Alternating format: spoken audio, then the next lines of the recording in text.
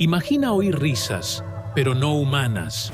Sonidos agudos e inquietantes que resuenan en una cueva oscura en medio de una tormenta furiosa. Te da escalofríos, y no es por la lluvia.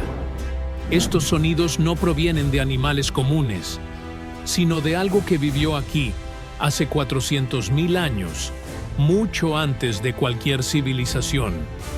Algo que podría cambiar todo lo que piensas sobre los orígenes de los seres humanos. Y lo más aterrador, se descubrió a pocos kilómetros de donde ahora se encuentra una de las ciudades más grandes del mundo, Pekín. Son maestros del mundo que los rodea. Esta es la cueva de Zhoukoudian, que se traduce como Cueva del Hueso del Dragón, famosa por su abundancia de material paleontológico preservado: caballos, ciervos, rinocerontes y humanos, o al menos antepasados nuestros, Homo erectus. Este tal vez fue uno de nuestros precursores más destacados. Caminaban erguidos, utilizaban herramientas y tenían cerebros de tamaño similar al nuestro. Y aquí, en las cuevas de piedra caliza de China, los huesos de más de 40 individuos de este ingenioso homínido descansan en paz. Pero estos huesos cuentan una historia inesperada, aunque no infrecuente, de nuestra historia. Lejos de ser completos y enterrados, estaban esparcidos por el suelo de la cueva, con astillas largas de huesos, profundas muescas y rayas. Y aunque hay al menos 5 cráneos, ninguno conserva la cara. Al principio, estas marcas se interpretaron como signos de canibalismo. Los cerebros están llenos de grasa energética y los miembros destrozados son consistentes con alguien intentando acceder a la igualmente rica médula ósea. Pero lentamente, los investigadores se dieron cuenta de que estas marcas no eran obra de cuchillos de piedra, sino de dientes. Dientes capaces de crujir huesos, de arrancar caras. Estas eran las marcas del hiena gigante de hocico corto, Pachyrhocutta brevirostris, un formidable depredador de 1,5 metros de altura. Esta hiena, tal como sus primos modernos, era más que capaz de consumir huesos enteros. Las hienas suelen tragar huesos completos en su afán por acceder a la médula. Una vez que la presa es arrastrada a su guarida, arrancan las caras para acceder a los cerebros y luego se dedican a la médula ósea, partiéndolos con sus poderosas mandíbulas. Y esta consumición de huesos tiene un efecto secundario inusual. Sus excrementos son completamente blancos, llenos de calcio en exceso. Los huesos de Zhoukoudian coinciden con este patrón con una precisión asombrosa. Aunque en este sitio se encuentren huesos de homínidos desde hace 700.000 años hasta 230.000 años, son más un tributo a la increíble fuerza y ferocidad de las hienas ancestrales que a la ingeniosidad de nuestros antepasados. Y Zhoukoudian no es un caso aislado. A lo largo de Eurasia, esta historia se repite. En la mayoría de los casos, nuestros antepasados no salieron victoriosos, y las cuevas resonaban más con las risas estridentes de las hienas que con la risa triunfante de los homínidos. De hecho, durante la mayor parte de nuestra existencia, hemos sido tan presas como depredadores. Así que, ¿cómo lograron nuestros antepasados ascender en la cadena alimentaria? ¿Y quiénes intentaron detenernos en ese camino? No siempre ha sido un viaje fácil y ha habido sorprendentes tropiezos en el camino. Hace 150 años, un niño llamado John Wade caminaba por las calles de Londres, no muy lejos de los muelles del Támesis. Era un día concurrido, con recientes llegadas de barcos desde las Indias Orientales. Los estibadores descargaban su curioso botín, y el cargamento de ese día era más interesante que la mayoría. Un conjunto de animales salvajes, incluyendo un tigre de Bengala adulto en una caja de madera. Como muchos de los transeúntes, John observaba con gran curiosidad cómo el tigre era descargado y trasladado hacia sus nuevos aposentos, una jaula de hierro en la colección de animales salvajes de Charles Jamrach. Sin embargo, el tigre no estaba tan complaciente. Mientras el animal era guiado hacia su nuevo hogar, se abalanzó violentamente con sus patas traseras y logró desplazar la caja lo suficiente como para deslizarse por la brecha, saliendo a la carrera de la colección y hacia el patio. Para el joven John de 9 años, era una oportunidad demasiado grande como para dejarla pasar. Al intentar acariciar al tigre, llamó la atención del felino. Antes de que John pudiera retirar la mano, el tigre de 90 kilogramos estaba sobre él. Sus enormes colmillos se cerraron alrededor de su cabeza y comenzó a arrastrarlo por la calle. Es demasiado fácil perder la noción del peligro cuando nos consideramos los amos del mundo que nos rodea, pero también formamos parte de la cadena alimentaria. Roles consistentes se asignan a los organismos en los ecosistemas de la Tierra. Herbívoros comen plantas, carnívoros y omnívoros comen a los herbívoros, y en la cima están los depredadores ápices, animales que inspiran más miedo que temor. Es aquí donde tienden a ubicarse los humanos, y tal vez eso nos haga presumidos. La historia y la prehistoria muestran que nuestros roles pueden revertirse mucho más rápido de lo que esperamos. El joven John Wade tuvo suerte. Su recordatorio no fue letal. El dueño de la colección salió corriendo a la calle y golpeó al tigre en la cabeza con una barra de hierro hasta que soltó al niño. John sobrevivió, aunque no sin marcas. Según su padre, incluso después de que las marcas de las mordeduras sanaron, John continuó sufriendo pesadillas y ganó la reputación de morder a otros niños en la escuela. Otras víctimas de tigres no han tenido tanta suerte. De hecho, los tigres han resultado bastante mortales a lo largo de la historia. Cerca de 400.000 personas murieron por ataques de tigres desde 1800 hasta 2009 en el sudeste asiático. Incluso hoy en día, los tigres en los manglares de Sundar, entre India y Bangladesh, matan entre 50 y 60 personas al año. Incluso un solo tigre puede causar daños increíbles, como el tigre de Tak, que mató a más de 400 personas en 4 años a principios del siglo XX en Nepal e India. Y así, aunque podemos estar en la cima de la cadena alimentaria, eso no significa que no compartamos esa posición con otros. Nuestra posición en esa cadena se llama nivel trófico, donde números más altos significan que hay menos cosas que probablemente te coman a ti. En la base de esta cadena están los autótrofos, cualquier organismo que pueda sobrevivir a partir de sustancias inorgánicas como rocas y dióxido de carbono. Estos incluyen a las plantas, pero también hay bacterias y algas que pueden sobrevivir de esta manera. El término autótrofo significa autoalimentación. Los típicos autótrofos convierten la luz solar en azúcares, aunque otros prefieren una dieta menos apetitosa de sulfuro de hidrógeno o metano. El siguiente eslabón en la cadena depende de los autótrofos. Estos son los heterótrofos, palabra que significa nutrición de otros. Los humanos, ya sea omnívoros o herbívoros, somos todos heterótrofos, al igual que todos los animales, ya que obtenemos nuestros nutrientes comiendo plantas u otros animales, sean carnívoros, omnívoros o herbívoros. Los ecosistemas modernos tienen interacciones complejas entre heterótrofos que permiten la existencia de 3 a 4 niveles distintos. Aunque, desde el punto de vista geológico, estas cadenas complejas de niveles tróficos son relativamente nuevas. Hace 3.000 millones de años, la vida era menos complicada. Las bacterias autótrofas gobernaban el mundo, muchas creando capas empiladas de carbonato de calcio mientras se elevaban hacia la luz solar. Las rocas de este periodo muestran horizontes ondulantes de estas bacterias, conocidas como estromatolitos. Sin depredadores, estas bacterias vivían una vida presumiblemente pacífica, cuyo único desafío era competir con otros autótrofos y cosechar suficiente luz solar para vivir, crecer y generar la siguiente generación.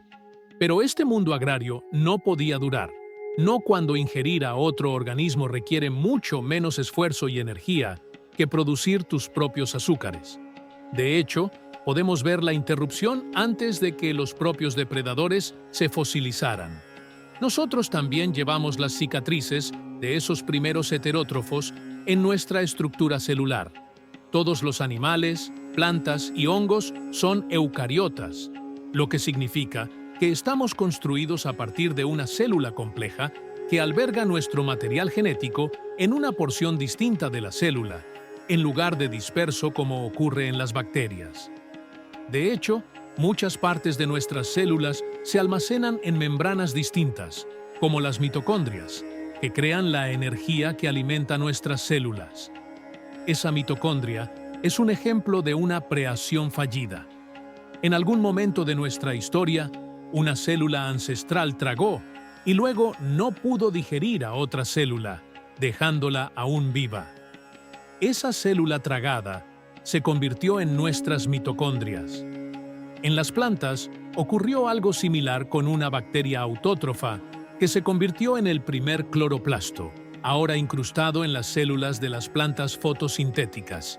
Así, un signo importante de la preación es el aumento de la complejidad. En lugar de vivir como células aisladas o colonias perfectamente replicadas, nuestros ancestros heterótrofos comenzaron a formar organismos multicelulares, cada célula responsable de ciertas tareas biológicas en lugar de otras, creando un organismo más eficiente, capaz de crecer más y moverse más rápidamente, tanto para comer a otros como para evitar ser comidos. A medida que la vida continuó evolucionando, los heterótrofos buscaron otras formas de nutrición, lo que llevó a diversas dietas y especializaciones: herbívoros, omnívoros, carnívoros, carroñeros y depredadores activos. Todas estas subdivisiones de la cadena alimentaria se desarrollaron como la forma más fácil para un organismo sobrevivir. Nuestros ancestros primates no fueron una excepción. 10 millones de años después de la extinción de los dinosaurios, en los árboles de una jungla sofocante, un primate ancestral cazaba alimento. Pequeño, pesaba menos de 200 gramos, con un rostro alargado y ojos sorprendentemente pequeños, que se encontraban más a los lados de la cabeza que en la parte frontal. Se parecía un poco a un musaraña del árbol, pero a pesar de esta característica, es indudablemente un ancestro primate. Una similitud clave es que utiliza dedos opositores para agarrarse a los tallos. Aunque sus huesos del tobillo sugieren que no saltaba mucho, Carpolestes, como se llama a este primate, no estaba particularmente bien preparado para ver frutas lejanas debido a sus pequeños ojos, pero su olfato sí era capaz de detectar el aroma de frutas maduras a distancia. Sus pies hábiles le daban la destreza necesaria para trepar en busca de su alimento, y sus molares de corona baja estaban adaptados para triturar fruta blanda y resistir las caries inducidas por el azúcar de una dieta frugívora. La fruta, por su parte, no se sacrifica de manera gratuita. Los primates son excelentes dispersadores de semillas de plantas, tanto así que algunas frutas evolucionaron características para hacerse aún más tentadoras para los primates. Una piel gruesa, que es difícil de remover para no primates, y grandes huesos del fruto que son difíciles de tragar, y por lo tanto, fácilmente ahorrados. Carpolestes obtenía una comida energética, y la planta enviaba sus semillas a un nuevo lugar. Una situación ganar-ganar para ambos. La evolución de las frutas y las flores fue increíblemente importante para nuestros ancestros primates. Ofrecía una nueva y abundante fuente de alimento con mucho azúcar y, por lo tanto, mucha energía. Mientras que todos los animales trabajan para encontrar alimentos que puedan combustible para sus cuerpos, los primates tienen requisitos energéticos más altos que la mayoría, en parte debido a nuestros mayores cerebros. Hay dos componentes relativamente abundantes y consistentes en la dieta ancestral y moderna de los primates: insectos y hojas. Pero cada fuente tiene sus problemas. Las hojas resisten la digestión, llenas de moléculas complejas como la celulosa, que requieren algo de tiempo de fermentación en el estómago para ser digeridas. Los pequeños primates no pueden comer suficientes hojas o dedicar tiempo suficiente a la fermentación para sobrevivir con ellas como fuente alimentaria primaria. Por lo tanto, para un primate pequeño, unos cuantos insectos aquí y allá son necesarios para tener un gran impacto en su ingesta energética. Mientras tanto, los primates más grandes, cualquier cosa por encima de unos 500 gramos, luchan por atrapar suficientes insectos para usarlos como fuente de alimento viable. En su lugar, utilizan su mayor tamaño corporal para fermentar adecuadamente las hojas, y para ellos, las hojas son una parte mucho mayor de su dieta que los insectos. Esto es la razón por la cual, hoy en día, los principales primates insectívoros y comedores de animales, los formicóforos, son muy pequeños, como los társanos, mientras que los primates folívoros a menudo son grandes, como los gorilas. Este intercambio se conoce como el umbral C, pero hay formas de eludirlo. La evolución de la fruta proporcionó una de estas alternativas.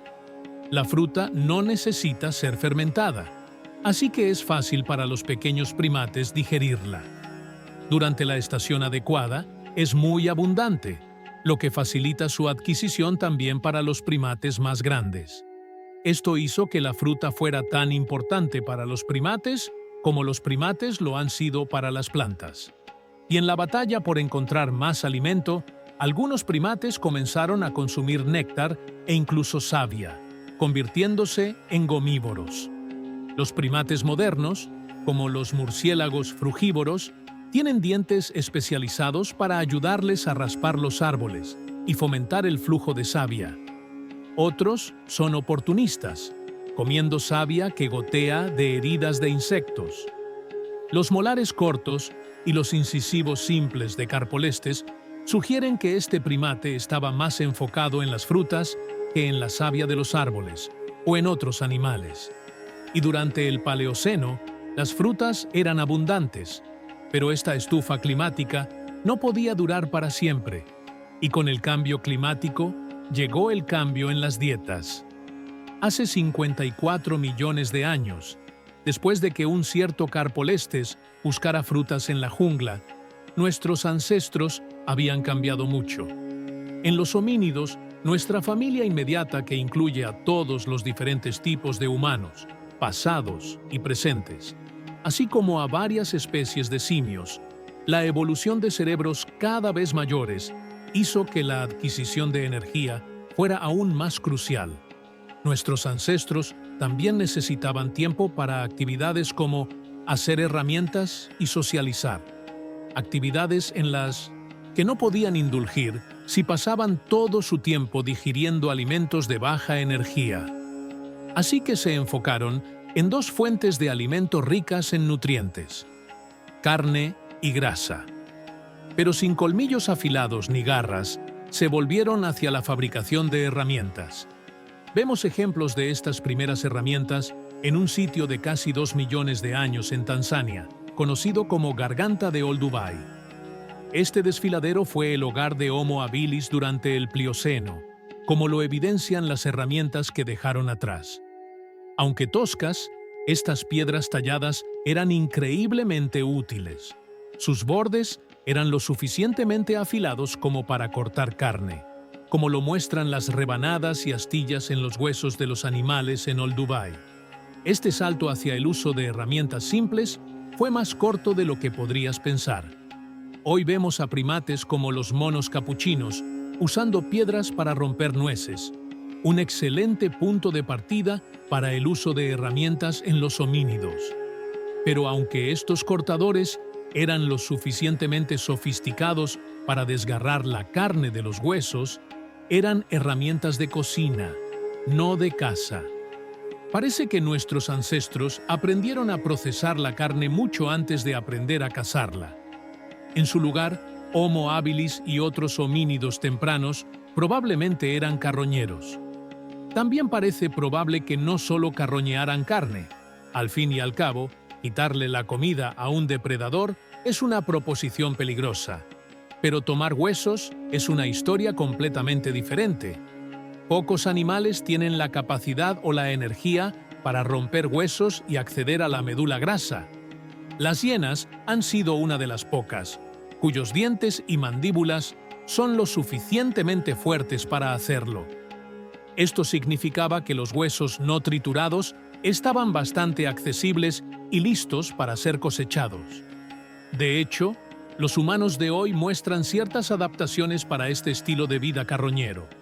Después de todo, el carroñeo conlleva muchos peligros, incluyendo el envenenamiento por comida, y los estómagos humanos han evolucionado hacia un pH increíblemente bajo y ácido. Los estómagos ácidos ayudan a descomponer las bacterias que se encuentran en los restos de animales. La historia de cómo ascendimos en la cadena alimentaria está llena de giros y vueltas, y no siempre hemos estado en la cima. A lo largo de la evolución, hemos compartido esa posición con otros, y hemos tenido que aprender y adaptarnos para asegurar nuestro lugar como depredadores ápices. La complejidad de nuestra dieta y el uso de herramientas fueron cruciales para este ascenso, pero también enfrentamos competencia feroz de otros depredadores y carroñeros. La lucha por la supervivencia ha sido constante y ha moldeado nuestra biología y comportamiento hasta el día de hoy. Los restos de animales y nuestro ácido estomacal están a la altura de otros carroñeros, siendo incluso más ácido que el de la mayoría de los carnívoros y omnívoros. Sin embargo, incluso equipados con ácido estomacal y herramientas, el estilo de vida carroñero era peligroso. Aunque los huesos no eran tan aprovechados por otros animales, tampoco se dejaban completamente al abandonar una presa. Al fin y al cabo, las hienas, hoy limitadas a África, en el pasado estuvieron mucho más extendidas. En la época prehistórica, hienas y homínidos competían directamente por las carroñas en gran parte de nuestra historia, y en la mayoría de los casos parece que las hienas salían victoriosas. Pero no siempre. En un sitio del sur de España se observan signos de uno de estos enfrentamientos prehistóricos. En el año 2001, arqueólogos descubrieron el esqueleto parcial de un mamut meridionalis, el mamut del sur. Los análisis de los huesos sugirieron que este mamut murió por causas naturales. Sus dientes estaban tan desgastados que era incapaz de comer, una causa común de muerte en los elefantes modernos. Pero si la muerte del animal no fue dramática, la disputa por su cadáver sí lo fue. Alrededor de la carroña hay indicios de los carroñeros competidores, herramientas rotas de personas y heces características de hienas, de color blanco hueso. Pero la señal más clara de la victoria homínida está en lo que no está presente: las patas. Estas han sido removidas de la carroña, lo que es una buena indicación de que los homínidos llegaron primero. Las patas tienen mucha carne y médula ósea y son relativamente fáciles de transportar. Al llevarse su parte de la carroña a otro lugar, estos homínidos evitaron con éxito enfrentarse y probablemente perder ante las hienas. Así, en algunos casos, ganábamos por defecto, pero solo en algunos. Hace 27 millones de años, un depredador nocturno acechaba los árboles de la antigua Inglaterra. Sus grandes ojos se aprovechaban de la luz tenue para ver las alas de las mariposas que se aglomeraban en un tronco para beber el savia que se derramaba sobre la superficie. Las mariposas, inconscientes de estar siendo cazadas, facilitaban que este depredador emboscador se acercara lentamente. Una vez lo suficientemente cerca, el cazador atacaba con rapidez. Los dedos hábiles de Micrus, un primata parecido a un tarcio, atrapaban una mariposa del cielo, y el primata le mordía la cabeza para luego tragar el resto. No era una comida completa, pero era un comienzo. Micrus no era el único depredador en la escena. Para los primates, como este pequeño Micrus, los depredadores eran una amenaza constante, y la evidencia de esto se encuentra grabada en sus huesos. Las pequeñas mandíbulas halladas en la formación de Hidden Hill están marcadas por ácido, lo que sugiere que pasaron tiempo en el estómago de un depredador. El ácido afecta principalmente los dientes, y los huesos de la mandíbula quedan sin marcas, sugiriendo que el animal fue tragado entero. La línea de encías intacta y el hecho de que el hueso aún esté conservado sugiere que fue regurgitado después de que la carne se hubiera digerido. Todas estas evidencias apuntan a un grupo singular de depredadores, los búhos. Aunque tal vez menos aterrador para los humanos de hoy, los búhos y otras aves han sido depredadores temibles para los primates en el pasado. Muchos otros huesos de primates tempranos en Europa y las Américas muestran las mismas marcas de ácido que el desafortunado Micrus. Los primates como V. tix, encontrados en toda Europa durante el Eoceno, tienen dientes que también carecen de su recubrimiento externo y pueden haber sido digeridos y luego regurgitados por búhos.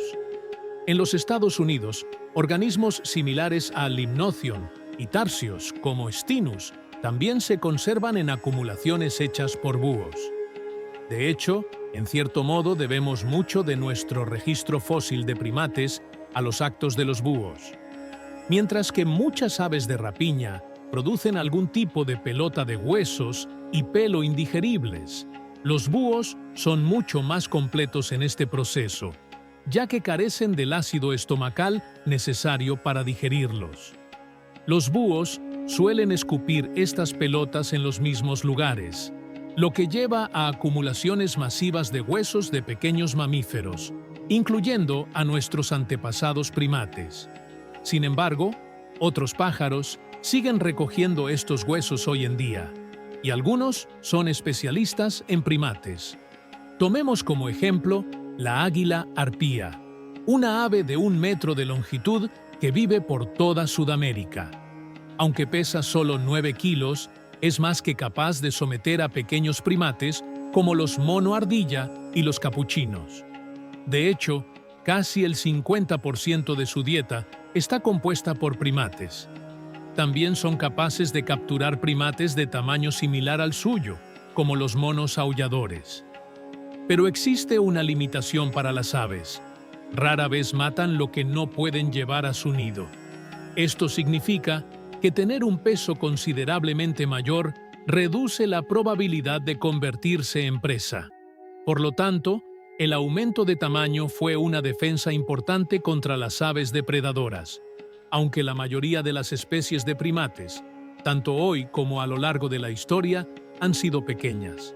Esto se debe a que, aunque ser comido vivo por aves depredadoras puede ser una desventaja, ser pequeño ayuda a los primates a encontrar suficiente alimento para sobrevivir. Incluso en los homínidos, nuestros antepasados fueron relativamente pequeños durante mucho tiempo. Los primeros homínidos del tamaño de un humano pueden haber surgido hace solo 3,5 millones de años, con el Australopithecus mostrando que durante mucho tiempo fuimos lo suficientemente pequeños como para temer a los cielos. Pero por supuesto, simplemente ser más grande que un águila no te libra de los depredadores. Siempre hay otro depredador esperando. Tomemos, por ejemplo, a las panteras. Los babuinos en África son mucho más grandes que los monos sudamericanos, llegando a pesar hasta 40 kilos. Sin embargo, hasta el 70% de las muertes de babuinos son resultado de la depredación por panteras. Solo el hecho de estar en una categoría de peso más alta no los salva. Como animales diurnos, los babuinos están más en riesgo cuando necesitan descansar. Las panteras son nocturnas y prefieren atacar cuando los babuinos están durmiendo. Sus ataques son tan exitosos que incluso las medidas de precaución típicas de los babuinos parecen inútiles. Algunos babuinos han sido observados durmiendo en árboles o en lo alto de acantilados, presumiblemente intentando evitar ser comidos. Pero esto no ha funcionado, ya que las panteras han demostrado estar más que dispuestas a escalar estos obstáculos para cazar a los primates. Aunque las panteras solo han estado presentes durante unos 6 millones de años, eso no garantiza la seguridad de los homínidos anteriores. La prehistórica África era una tierra llena de diferentes depredadores, y para empeorar las cosas, a menudo estos depredadores coexistían en la misma región al mismo tiempo, lo que significaba que había múltiples especies que requerían diferentes técnicas para evitarlas. En el agua acechaban enormes cocodrilos como Crocodylus anthropophagus, sospechoso de dejar las marcas de mordedura de cocodrilo en huesos homínidos en la garganta de Olduvai. Con casi 8 metros de longitud, este cocodrilo fue nombrado por su comportamiento sospechoso. Anthropophagus significa devorador de hombres. De hecho, varios especímenes de Homo habilis tienen marcas de mordeduras distintas de cocodrilos en sus pies y tobillos, y también marcas de mordeduras de panteras, siendo aún incierto si fueron víctimas de ataques directos o simples carroña. Fuera del agua, la sabana era patrullada por hienas rápidas y de patas largas, y por el enorme león de dientes de sable, Megantereon. Megantereon tenía garras más pequeñas que la mayoría de los felinos de dientes de sable de la época, pero no era menos mortal por ello. Este felino podía perseguir a su presa a gran velocidad a través de las praderas y atacar en grupos, lo que hacía que las manadas de Megantereon fueran ciertamente peligrosas para los homínidos si decidían cazarlos. Incluso los bosques sombreados no eran seguros, ya que bajo la cobertura de los árboles, grandes depredadores emboscadores tenían su hogar. El oso gigante de cara corta, Agriotherium, acechaba a través del bosque abierto, empatado en tamaño solo con Arctodus. Este oso probablemente pesaba cerca de 540 kilos, casi el doble del tamaño de un tigre siberiano. Sin embargo, a pesar de su tamaño masivo, Agriotherium compartía la omnivoria común con los osos modernos. Mientras que probablemente comían homínidos cuando era conveniente, eran más fáciles de evitar que los muchos felinos de bosque de la época. ¿Por qué temer a un oso cuando un Dino felis semiarbóreo podría acecharte desde los árboles o una pantera te cazara a través de acantilados? Una dificultad para determinar el verdadero peligro que representaban estos depredadores es que la evidencia de depredación activa es a menudo la misma que la del carroñeo. Incluso hoy, muchas especies devoradoras de hombres son más propensas a aprovechar cadáveres que a abatir a humanos ellos mismos. De hecho, las hienas modernas son conocidas por desenterrar huesos recién enterrados. Por lo tanto, incluso si los huesos muestran marcas de mordeduras, estas pueden indicar tanto crímenes de oportunidad como ataques directos. Además, las propias marcas de mordeduras son relativamente raras, ya que la mayoría de los carnívoros intentan comer carne, no hueso. Para encontrar más evidencia de estas relaciones depredador-presa, los científicos a menudo deben examinar más de cerca la composición química de los huesos, en particular registrando los niveles tróficos relativos de depredador y presa, y tratando de unir las piezas. Un indicio trófico es el nitrógeno, un elemento con muchas formas que se conserva en los dientes fósiles. Hay un isótopo de nitrógeno que se concentra en niveles tróficos cada vez más altos, más arriba en la cadena alimentaria. Un elemento pesado llamado nitrógeno 15. Cuanto más carnívora es la dieta de un animal, más nitrógeno 15 contiene en sus dientes, y aquellos depredadores que comían a otros carnívoros y omnívoros tendrían una concentración aún más densa. Esto significa que el nivel moderado de nitrógeno 15 en Megantereon sugiere que su dieta era principalmente herbívora, como los mamuts. Sin embargo, el alto nivel de nitrógeno en Dinophelis es consistente con el consumo de omnívoros, como los primeros homínidos del género Paranthropus. Como resultado, podemos saber dónde cayeron los homínidos en la cadena alimentaria, incluso cuando no se conservaron marcas de mordeduras y arañazos. Por supuesto, hay algunos casos en los que la evidencia es un poco más obvia. Tomemos el cráneo de un joven Australopithecus africanus, conocido como el niño de Taung. La evidencia del peligro desde arriba está claramente tallada en su cráneo. Grandes surcos alrededor de las órbitas oculares y arañazos distintivos cruzan la frente y el cráneo. Estas marcas preservadas de garras muy grandes no son familiares para los científicos, ya que marcas similares se encuentran en monos comidos por águilas reales o águilas arpía. Pero esto plantea la pregunta: ¿cómo pudo un águila abatir algo tan grande como un homínido temprano? Otros fósiles de Australopithecus nos muestran que este género era relativamente grande, con 150 centímetros de altura y 35 kilogramos de peso. Pero la clave aquí es la edad. Según los registros dentales, el niño de Taung tenía solo alrededor de 3 años cuando murió, lo suficientemente pequeño como para que un águila hambrienta pudiera transportarlo sin demasiado esfuerzo, incluso cuando los adultos de una especie son demasiado grandes para que un pájaro los transporte. Sus crías a menudo no lo son, y así, los aumentos de tamaño solos no fueron suficientes para mantenerlos a salvo. ¿Qué otros métodos podrían haber usado los homínidos para protegerse? Podemos tomar pistas del comportamiento de los primates modernos. Quizás utilizaban diferentes tipos de hábitats en diferentes momentos del día.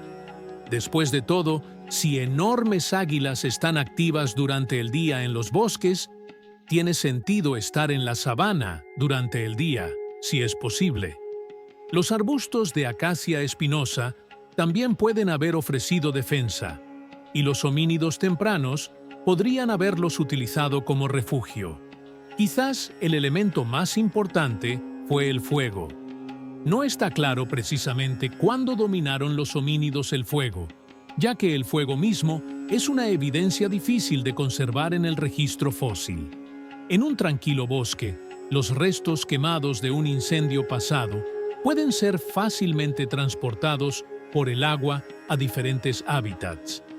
Los arqueólogos debaten con fervor el momento en que el fuego, provocado por el ser humano, se hizo presente en la historia. Algunos creen que ocurrió hace aproximadamente entre 1 millón y 1.200.000 años, coincidiendo con una notable expansión del tamaño del cerebro en Homo erectus, lo cual podría ser un resultado del consumo de alimentos cocinados. El fuego no solo ofrecía una poderosa protección contra la preación, sino que también los hábitats quemados eran frecuentemente evitados por los depredadores, especialmente por animales como los leones, que son fácilmente detectables en un paisaje abierto. De este modo, encender fuegos no solo ayudó a los homínidos a digerir los alimentos, sino que también les permitió evitar convertirse en presa. La creación y el uso de herramientas no fueron las únicas actividades que se desarrollaron en las manos de nuestros antepasados. En última instancia, fue el uso de herramientas lo que nos diferenció de otros depredadores y nos ayudó a romper nuestro papel en la cadena alimentaria. Bajo el intenso sol de la tarde, un pequeño primates se esconde en un hueco de árbol para dormir una siesta. Es diminuto, cubierto de pelo, y tiene grandes ojos marrones rojizos. Cuando está despierto, al menos por las noches, este galago, también conocido como bush baby, se adentrará en el bosque para encontrar huevos, insectos y frutas que complementen su dieta. Sin embargo, no llegará a ver la caída de la noche, ya que se aproxima un grupo de cazadores, cada uno portando una vara. Estos han afilado sus palos con los dientes para convertirlos en lanzas. Uno de ellos trepa el árbol elegido por el Bush Baby para descansar. Encuentra el hueco y en él introduce la lanza, apuñalando hacia el interior, donde yace su presa dormida. Al principio, el cazador golpea a ciegas, sin saber si hay presa en el hueco o no. Pero cuando retira su lanza y ve sangre, sabe que ha encontrado una comida. Estos cazadores, que no son humanos ni antepasados de los mismos, son chimpancés actuales que trabajan en equipo.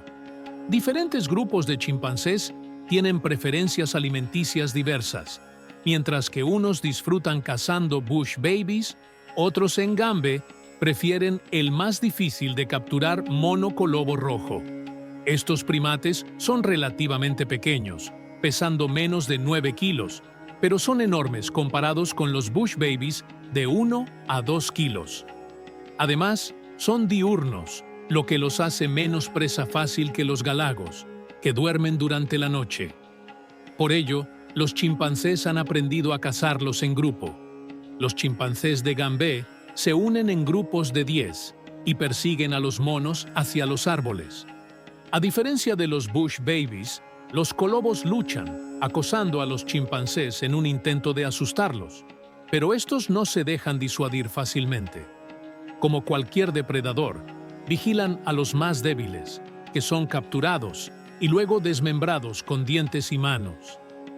Estos monos colobo son tan apreciados por los chimpancés que los han puesto en riesgo de extinciones locales debido a la sobrecaza. Sus lanzas pueden parecer primitivas, pero son poderosas, y es probable que lanzas similares fueran fabricadas y utilizadas por antiguos cazadores homínidos. Por supuesto, la madera no se conserva tan fácilmente en el registro arqueológico como la piedra, pero aún así, las armas más antiguas confirmadas son lanzas de madera. Estas provienen de un peat bog en Alemania llamado Schöningen. Los peat bogs son excelentes para preservar materiales orgánicos. Se forman cuando zonas húmedas y encharcadas acumulan musgos y materiales vegetales. El musgo de turba, en particular, tiene propiedades preservativas notables. Al cortar el oxígeno en el suelo, crea una capa ligeramente ácida que impide que las bacterias descompongan la vegetación. A lo largo de cientos de miles de años, el musgo y las plantas se acumulan y conservan animales, humanos y artefactos que caen en su seno. El peat bog que preservó las lanzas en Schöningen data de hace unos 300.000 a 400.000 años. Se formó en un lago dejado por un glaciar en retirada y ha permanecido húmedo y anóxico desde entonces. Las lanzas conservadas tienen alrededor de 2 metros de longitud y están mejor afiladas que las hechas por chimpancés. Ambos extremos son agudos y parecen haber sido raspadas con sílex en lugar de con colmillos. Aunque no se puede determinar con certeza quiénes las hicieron, podrían haber sido Homo heidelbergensis o incluso neandertales. Estas lanzas marcaron solo el comienzo de una revolución en la caza. Después de todo, la carne proporcionaba a nuestros antepasados muchas calorías en menos tiempo, dándoles más tiempo para centrarse en la creación de nuevas y mejores armas y para cuidar a sus crías. ¿Por qué pelear por carne con un león o una hiena cuando uno mismo podía obtenerla? Con el tiempo, nuestros cuerpos evolucionaron para ser mejores cazadores. En Homo erectus ya se observan señales de ello. Nuestros hombros se adaptaron de tal manera que, en lugar de ser útiles para trepar, se desarrollaron para lanzar lanzas con mayor eficacia.